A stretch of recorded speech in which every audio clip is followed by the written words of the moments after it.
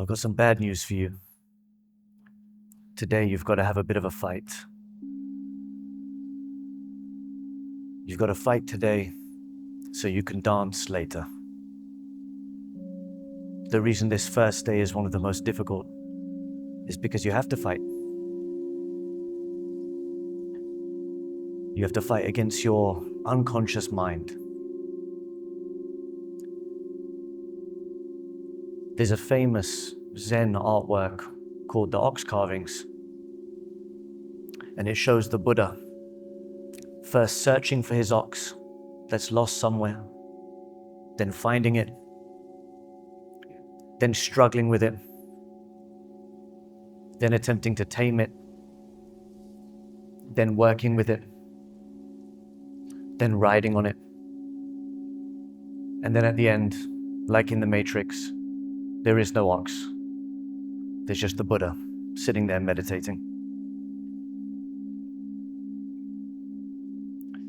The ox is a symbol for your unconscious mind. And today is all about mastering your mind. This whole course, we need to go through a process of you being able to access and then decondition the programming of your mind. And today is the day where you need to win the fight against your mind so that you can do that. And it doesn't take more than a day. You can do it. You've just got to choose not to back down. Because your mind is like a dog. And anyone here that's owned a dog knows that if you let it do whatever it wants to do and you leave it untrained to run around the house, it's going to become a terror, and it's going to think it's in charge of everything. It's going to steal your slippers. It's going to make a mess all over the floor. And when you tell it to do something, it won't listen. But then if you train that dog, over time, it becomes your best friend. And so by the end of the day, and definitely by the end of the course, your mind should be your best friend, not a terror. And today what you're all going to see is, how have you trained your dog? When you tell your mind to sit here and just focus on the breath, just feel the breath. It's such a simple instruction, such an easy instruction. It's not something complicated to do. Just stay here, feel the breath.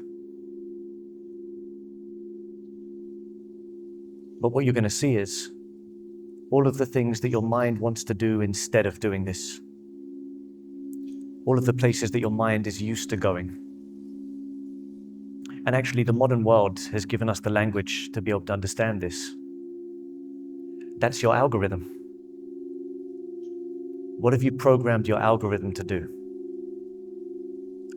Just like when you pick up Instagram, TikTok, your social media app of choice, you're going to see the things that you've programmed the algorithm, told the algorithm that you want to see.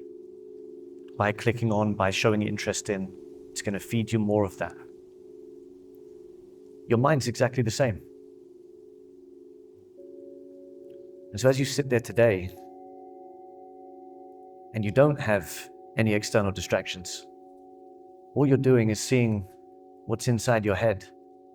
You're going to start to see. How have you trained yourself? How have you programmed yourself?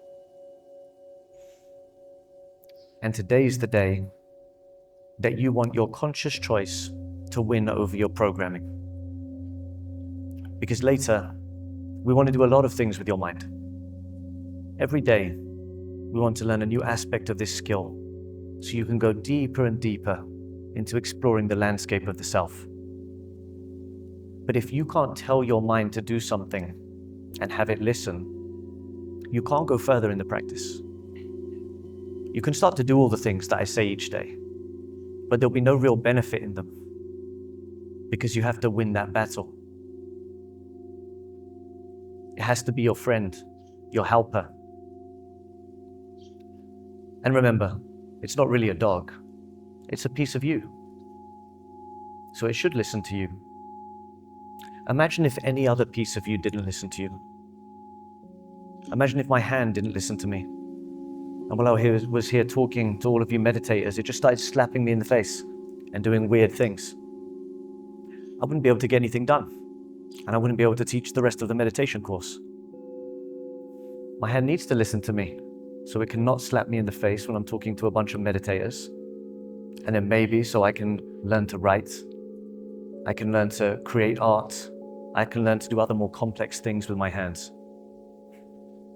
But you never get to operating complex machinery or making sculptures if your hand can't listen to you in the first place and can't be trained.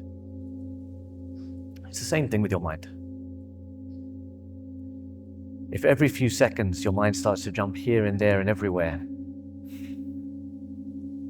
you're never going to be able to tell it to do something complex. And you're never going to be able to rely on yourself and itself to do what you want it to do. And I'm sure we all know what that's like. I don't know what you do for work, but whatever you do, I'm sure a lot of you need to focus for a period of time to get something done. And if you can't rely on yourself to do that, then nothing's going to happen. And you find that you were meant to be designing, creating, building something throughout the day. And instead, you spend hours on social media or doing something completely different. That's us not having won that battle. And so even if we get that one benefit from this course, it's a worthwhile benefit that can help us all. Can I tell my mind to do something as simple as watch my breath, as feel my breath? And can it listen? Or is there a tug of war, like when your dog has picked up one of your socks and it won't let go? So how do we train that dog? We train it with consistency. Ideally, consistency and love. Like a good owner. Because a bad owner might need to beat its dog and mistreat it. But anyone here who's actually had a dog knows all you need to do is consistently give the same instruction and do it lovingly. And the dog will start to listen. I had this experience with my mother's dog. I went back home about 15 years ago, 16 years ago, to look after my mom through a troubling period. And looking after my mom, I also had to look after her dog. And her dog was this cute little Pomeranian that everyone would just stop to want to stroke and pick up. He would literally stop traffic. And so you know, he was completely full of himself. He thought he could get whatever he wanted. Because everyone thought he was so cute, they just let him get away with it. And so we'd go out for a walk, and he wouldn't want to stay on the path, or he'd just want to sit down for half an hour. He wouldn't listen to instruction. Whenever someone came over the house, he'd be barking at them, running around in circles, going crazy. And my family thought that he was completely untrainable. But it wasn't true at all. All it took was a month, 2 months of just giving him consistent instruction. We're walking through the park, he's on the leash. First I need to tug the leash to bring him back to the path. And then later, a few days later, I've just got to give a tiny little flick and he'll come and do it. And then further down the line, I only need to think about tugging the leash and he already comes back. And then even further, I noticed I would just think in his direction. His name was Cub, and I just think Cub, and I'd see his ears prick up and look at me, and he'd come and he'd do the thing. And he became so in sync with me that I even forgot the time that he was a terror. And he'd just be there and we'd have a lovely walk together. When someone came over the house, before he'd start to bark at them and go crazy, he'd give me a little look to see, is it okay? Am I allowed to go crazy and bark at this person? Or are they a friend? And he'd feel it. He'd be like, no, just relax. So right now, whether your internal Cub is listening to you and in sync with you and helping you come up with marvelous ideas and do everything that you want, or it's fighting against you and it's pulling your mind in different directions, it makes no difference. Because all it'll take is a little bit of consistency, a little bit of training, a little bit of patience and love, and it will be your best friend. We can do marvelous things with our hands, but it's not comparable to what we can do with our minds. And you're going to start to notice, after that fight, after that tug of war, after you've won that, your mind will stop trying to distract you with force. It will stop pulling you away. Then it will start to tempt you. It'll start to use nice little ideas, pleasant feelings, pleasant memories to move you in this direction or that direction. But that's still you losing if you move. Because we've asked our mind to focus on the breath. So don't be tempted to move.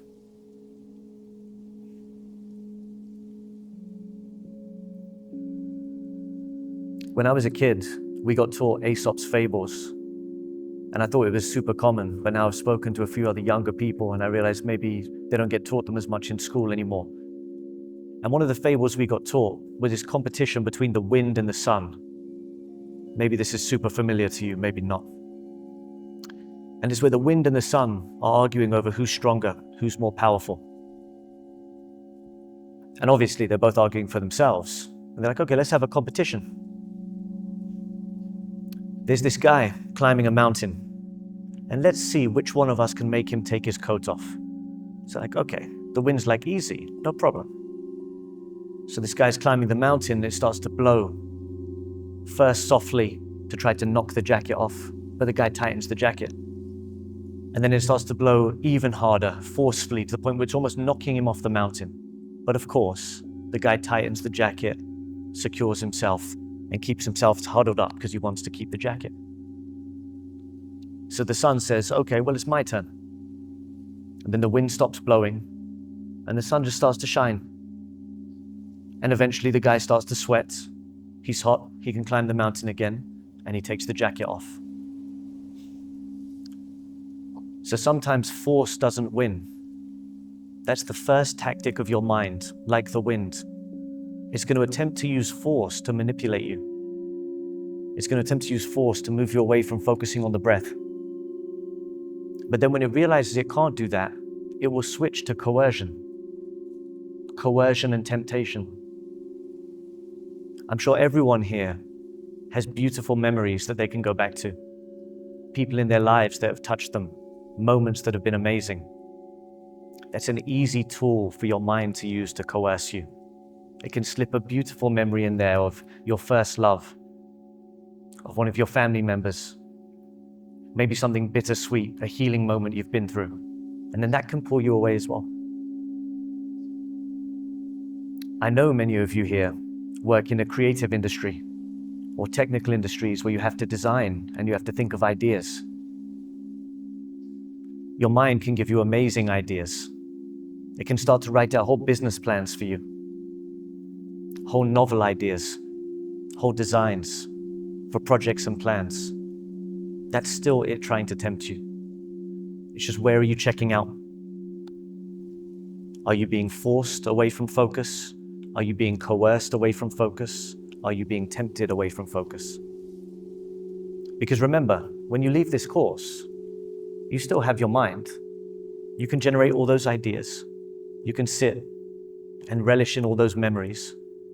But while we're here for the 1.5-hour sessions for every session, we've given our mind one task: to focus on the breath. So everything that is attempting to get you to do but that is a trick. It's a trick to see, is the dog the master of the house, or are you the master of the house? It's as simple as that. So today is the day that you prove to your internal animal, whether it's a Chihuahua or a Rottweiler, that you are the master. This is your house. This is your mind. It should not be given over to any of our habit patterns. So why do we focus on the breath to do this? Because the Buddha taught us that the breath is a bridge. I know there's some people in here practice pranayama, breath work are even in that industry. When we consciously control the breath, we can manipulate our states. We can make ourselves feel a certain way. But if we let the breath be natural, it becomes a bridge to the unconscious, a bridge to the unconscious mind. And by us feeling it, we can start to feel the condition that our unconscious is in, both our body and our mind, the unconscious functions of the body and the mind. You'll start to notice that your breath is regulated by your heart. If your heart's beating faster, you'll breathe faster. If breath is calm, it will start to settle and calm down. And you'll start to notice that if your breath is erratic, then you'll start to have erratic thoughts as opposed to calm and settled ones. We do not want to regulate our breath to calm our mind down. What you want to do today is you want to see what your mind is in its totality. So left alone, what does this thing do? Left alone, where does it try to pull me? Where does it try to manipulate me? And while seeing all of that, still focus on it, but don't control it. Because by you giving into it, you empower the habit that we're attempting to decondition. So even if it feels uncomfortable to be able to see everything that your mind's doing and everywhere that it wants to move, just let it be natural. Let it move. Let the thoughts and let your mind be like clouds in the sky, like we said yesterday. They're there. You're naturally letting them exist, and you're letting them pass by, but don't let them pull you away. Keep your awareness here. Keep your awareness focused on the breath, and feel more and more deeply whatever's stored in our unconscious.